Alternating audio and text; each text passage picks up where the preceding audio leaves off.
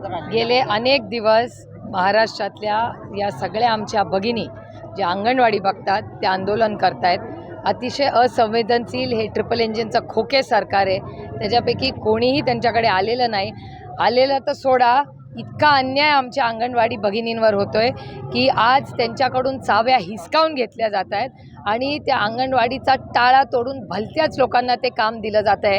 आता असं सगळ्यांमध्ये चर्चा आहे की ह्याचं खाजगीकरण होतं आहे का, अशी एक मोठी भीती या सगळ्या आमच्या महिला भगिनींमध्ये आहे. आम्ही अंगणवाडीचं खाजगीकरण होऊ देणार नाही. आमच्या या सगळ्या महिला या एकल महिला आहेत, या गरजू कष्ट करणाऱ्या आमच्या महिला भगिनी आहेत आणि त्यांच्या मागे पूर्ण ताकदीने माणुसकीच्या नात्याने आम्ही सगळे उभे आहोत आणि राहणार. अमोल दादा आणि मी आता मुख्यमंत्र्यांना तातडीने फोन करणार आहे आणि आमची विनंती आहे की माननीय मुख्यमंत्र्यांनी जातीने लक्ष घालून हा प्रश्न सोडवावा. नाहीतर तुम्ही बघताय महिलांमध्ये प्रचंड अस्वस्थता आणि रोष आहे.